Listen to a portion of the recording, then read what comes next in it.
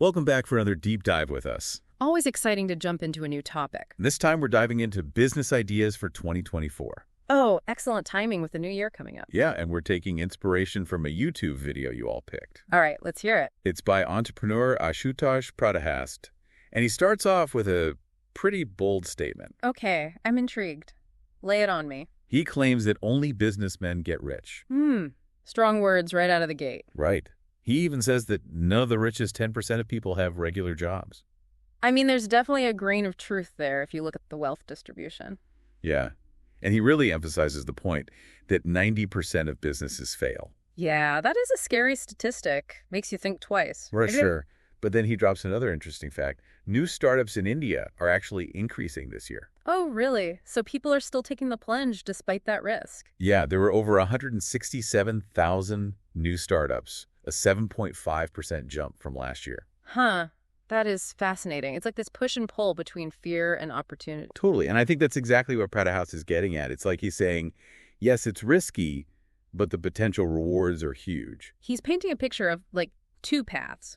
One is the safe but potentially less rewarding path of traditional employment, and the other is the risky but potentially more lucrative path of entrepreneurship. Okay, so he's acknowledging that 90% failure rate, but saying it's worth the risk for that chance to break out of the 90% who are struggling. It's definitely food for thought, and I'm curious what he says about why so many businesses actually fail. He does touch on that later on. But first, he dives into some specific sectors that he sees as ripe for opportunity in 2024. Okay, so let's get into the nitty-gritty. What sectors is he bullish on? One that he keeps coming back to is what he calls the delivery ecosystem. Companies like Amazon, Flipkart, Swiggy, Zepto. Okay, so we're talking e-commerce, food delivery, those kinds of things. Exactly. And he also lumps in companies like Ola and Uber, so it's not just about products, but also transportation. Right, so it's really about moving things from point A to point B efficiently. Yeah, and I think he's grouping them together because they've all become incredibly successful by mastering that specific skill. It's true. They've really tapped into that need for convenience and speed in our modern lives. Think about it. Before Swiggy, ordering food was such a hassle. Calling up restaurants, hoping they delivered, no way to track your order. Yeah, or standing on the street desperately trying to hail a cab during rush hour before Ola and Uber. Talk about a gamble. Exactly.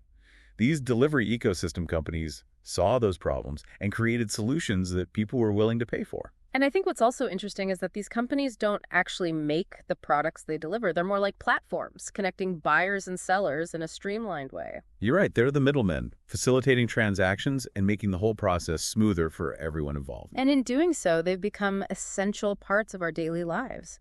I mean, can you imagine going back to life before Amazon or Swiggy? It's almost unthinkable now. They've completely changed the way we shop, eat, and even move around our cities. And that's a key point, I think.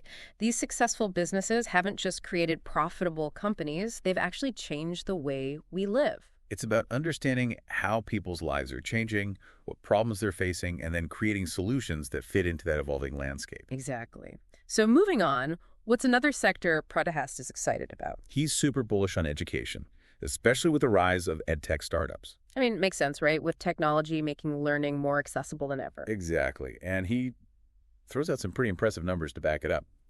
Udemy, founded in 2010, is now valued at over 32,000 crore rupees. Whoa, that's a massive jump in just over a decade. Right. And then there's Byju's. Founded in 2011, it reached a valuation of over 1.3 lakh crore rupees by 2018. Seriously, that's insane growth. I know, and even Unacademy, which was only founded in 2015, hit over 27,000 crore rupees in just 5 years. So there's obviously a huge demand for online education, but what's driving this growth? Is it just the convenience, or is there something more? I think it's a combination of factors. The convenience is definitely a big part of it, but there's also the fact that these platforms are offering specialized skills and knowledge that traditional education systems often overlook. It's like they're filling in the gaps, providing more targeted learning experiences that are relevant to today's job market. And Pradhast actually brings up his own company as an example of this. It's called Entrepreneurial, and it focuses on teaching business skills. So he's putting his money where his mouth is, so to speak. He's not just talking about the potential of online education, he's actively participating in it. Exactly. And it highlights the fact that education isn't just about traditional subjects anymore. It's about acquiring any type of skill or knowledge that can help you succeed in today's world. So it's not just about getting a degree, it's about constantly learning and upgrading your skills to stay relevant and competitive. I think that's a key takeaway. And it ties back to that 90% business failure statistic. Maybe some of those businesses failed because they weren't adapting to the changing demands of the market. They weren't investing in the skills they needed to stay ahead of the curve. That's a great point. It's like you can't just rest on your laurels. The world is changing too fast. You have to keep learning, keep growing, keep evolving. So education is not just about initial learning. It's about continuous learning and development. Right, and that's something we can all apply to our lives, whether we're entrepreneurs or not. Okay, so we've got the delivery ecosystem and education. Mm-hmm. What other sectors does Pratihas see as promising? Well, this one might not come as a surprise, especially given what we've already talked about. I'm guessing it's something related to technology or online businesses. You got it. Yeah. But he puts a specific spin on it. He highlights the food industry as a prime example. Oh, interesting. Yeah, I can see that. Especially with India's love affair with food. Exactly. He emphasizes the sheer variety of cuisines and the cultural significance of food in India and points out that it's not just about restaurants anymore. Yeah, he mentions successful food tech companies like Zomato and Swiggy, which again ties back to that delivery ecosystem he was talking about. Right. So it's about understanding how these different sectors intersect and influence each other. And he also brings up companies like Fresh Menu, Fasos, Magipin, and Easy Diner. So it's not just about delivery, it's about the entire food tech landscape. He's basically saying that the food industry is ripe for innovation, and there are so many different avenues to explore, from online ordering to restaurant discovery platforms to meal kit services. And it's not just limited to traditional food businesses. He also talks about food blogging, nutrition coaching, even specialized farming techniques. So there's a whole spectrum of opportunities within the food industry, from the traditional to the cutting edge. And it all comes back to that core principle he keeps emphasizing: identifying a need in the market and creating a solution that people are willing to pay for. So whether it's delivering delicious meals to people's doorsteps, creating educational content that fills a knowledge gap, or developing innovative solutions in the food tech space, the underlying principle is the same. Okay, so we've got delivery, education, and food. Is there a fourth sector he's excited about? There is, and it's one that's becoming increasingly relevant as India's population continues to grow. Given the population growth, I'm going to guess it has something to do with sustainability or resource management. You're on the right track, but he frames it a bit differently. He starts by highlighting the fact that India's population has increased by 100 crore since 1947. Wow, that's a staggering number. It really puts things into perspective. It does. And he links this population growth directly to the Green Revolution, which was this massive effort to increase food production in India. Right. The Green Revolution was a game changer for India. It helped the country achieve food security, but it also came with some downsides. Exactly. Pratihas touches on the environmental impact of the Green Revolution, things like pollution and water contamination. And that actually leads into the fourth sector he highlights, which is healthcare. I see the connection now. With the growing population and potential health concerns stemming from things like pollution, the need for healthcare solutions is only going to increase. Precisely. He sees healthcare as an evergreen opportunity, which makes sense. There's always going to be a demand for healthcare services and products. And it's not just about treating diseases anymore. It's about preventative care, wellness, mental health. It's a much broader and more holistic approach to well-being. Yeah, he mentions the rise of diseases like diabetes and thyroid issues, which is something I've noticed even in my own circle. And the COVID-19 pandemic really brought the importance of health insurance into focus, so that's another area that's likely to see continued growth. So it's not just about hospitals and doctors anymore. It's about all these different facets of well-being, and that's where the opportunities lie. He's basically saying that the healthcare industry is ripe for disruption, and he points to some successful startups that are already making waves in this space. Like who? He mentions NetMeds, Healthify Me, PharmEasy, Tata Health, Practo, even generic Aadhaar, which focuses on providing affordable generic medicines. It's clear that there's a lot of innovation happening in this sector, and it's driven by both technological advancements and this growing awareness of the importance of holistic well-being. And what's also interesting is that the healthcare sector has a strong ethical component. It's not just about making a profit. It's about providing essential services that improve people's lives. So it's a sector that appeals to both entrepreneurial ambition and a desire to make a positive impact on the world. Exactly. And I think that combination is what makes it so compelling. Okay, so we've seen these exciting sectors, but there's still that big question looming. Yeah, how do you actually avoid becoming another statistic in that 90% failure rate? Right, because jumping into any of these sectors without a plan is, well, risky. Yeah, it's like you said before, diving into the deep end without learning to swim. Exactly. And Pradahast actually uses that same analogy. He's not a fan of just jumping in head first. So what's his approach then? Does he have like a secret formula? He calls it a risk-free approach, which, let's be real, nothing is completely risk-free in business. True, but I'm guessing he means minimizing risk as much as possible. Exactly. And he breaks it down into a few key steps. First, you got to master the fundamentals. Makes sense. You need a strong foundation before you start building, right? And that's where he starts plugging his own company, Digitalpreneur. It offers mentorship and training from successful entrepreneurs. Ah, so he's offering a solution to that first step. Learn from the pros, avoid those common pitfalls. Yeah, he's basically saying don't try to figure everything out on your own.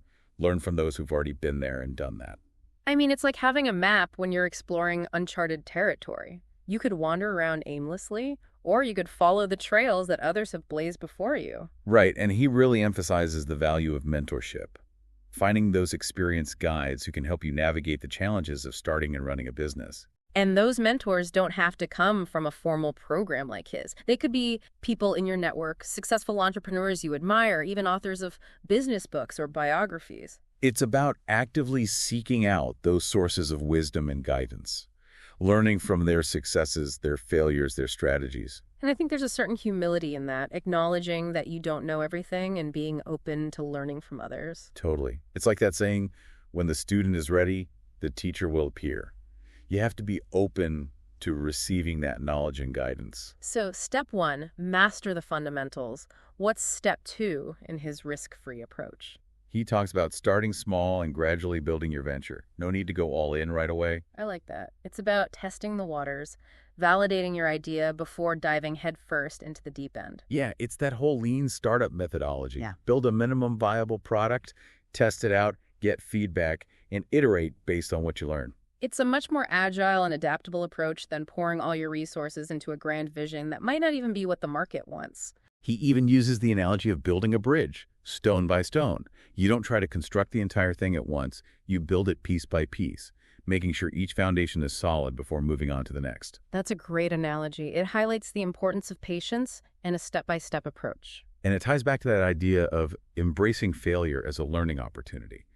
With this gradual approach, you're more likely to catch those mistakes early on and make adjustments before they become major setbacks. So it's not about avoiding failure altogether. It's about failing intelligently, failing fast, and using those failures to refine your strategy. Exactly. Right. Okay, so we've got master the fundamentals, start small. What's the third element of his risk-free approach? This one might seem a bit out of left field, but he emphasizes the importance of financial literacy. Yeah, he doesn't explicitly list it as a separate business idea, but he clearly sees it as a fundamental skill for any aspiring entrepreneur. Which makes sense, right? You can have the greatest idea in the world, but if you don't know how to manage your money, you're going to run into trouble. Yeah, totally. It's like having a Ferrari but not knowing how to drive. You might be able to get it started, but you're probably going to crash it pretty quickly. That's a perfect analogy. And he makes the point that entrepreneurs often have an advantage in this area because they're forced to learn about finances out of necessity. Right. You have to manage cash flow, track expenses, make projections, and make smart investment decisions. It's like a crash course in financial literacy, whether you plan for it or not. So even if you're not planning to start a business, developing those financial literacy skills is valuable. It'll empower you to make better decisions with your money, regardless of your career path. Totally. It's like a life skill that everyone should have. And there's so many resources available to help people learn about personal finance, books, online courses, financial advisors. There's no excuse for not getting a handle on your finances. He doesn't dwell on this too long, but I think it's a crucial point. It's like he's saying, look, even with the best mentorship and a solid business plan, if you're not financially savvy, the whole thing can fall apart. It's that foundation again, right? You need that financial stability to weather the storms that inevitably come in the business world. Absolutely. And I think it ties back to that idea of minimizing risk. The more you understand about finances, the better equipped you'll be to make smart decisions, avoid unnecessary expenses, and manage your resources effectively. So we've got master the fundamentals, start small, develop financial literacy. Those are his big three for minimizing risk. But there's one more element that he keeps weaving into his narrative, and it's something we haven't really touched on yet. You're talking about his emphasis on learning from successful examples, right? Huh. He keeps referencing specific companies and entrepreneurs. Exactly. He drops names like Amazon, Flipkart, Zomato, Swiggy, Udemy, Byju's.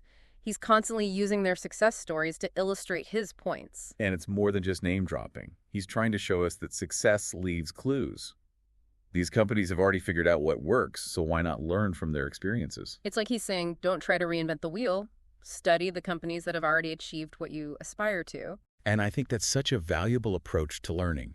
It's not just about abstract theories or hypothetical scenarios.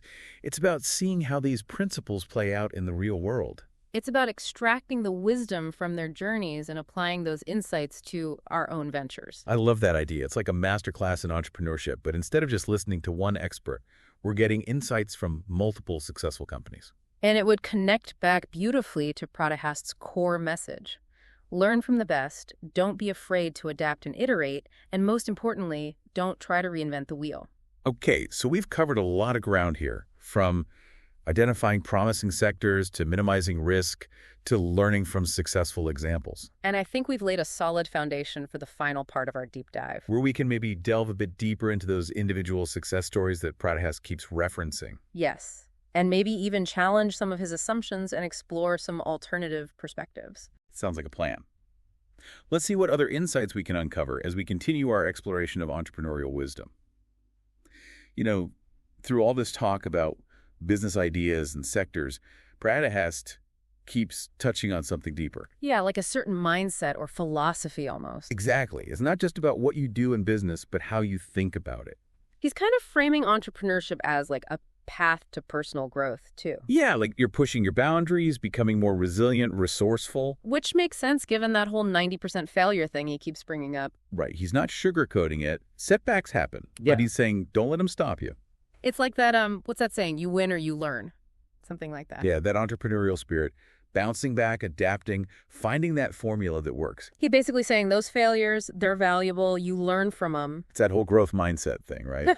Always learning, improving, not getting complacent. Which, honestly, is good advice even outside of business. The world changes so fast. It does. It's easy to get comfortable, stick with what you know, but then you get left behind. He's kind of pushing against that, saying, be a lifelong learner. Skills get outdated.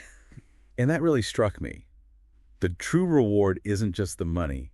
It's how you change. Yeah, you develop that grit, the adaptability. That helps you no matter what you're doing. He is advocating for taking control, not just accepting things, but creating something better. And that's where it aligns with what we do, right? Encouraging people to explore, think critically. Exactly. So whether you're actually starting a business or just navigating life, his message applies. He's saying there's tons of opportunities, but it's on us to be prepared to seize them. So as we wrap up, I want to leave everyone with a question Pratihast kind of hinted at. Ooh, lay it on us. What's the big question? It's simple but powerful. What's holding you back? What fears? What's stopping you from going for it? Because once you figure that out, then you can start tackling those roadblocks one by one. And who knows, maybe on the other side of those obstacles, there's something amazing waiting. That's a great way to end it. Thanks for joining us on this deep dive, everyone. We hope it sparked some ideas, got you thinking, and maybe even inspired you to take action. Until next time, keep exploring, keep learning, and keep diving deep with us. We'll be here with more insightful discussions and thought-provoking deep dives.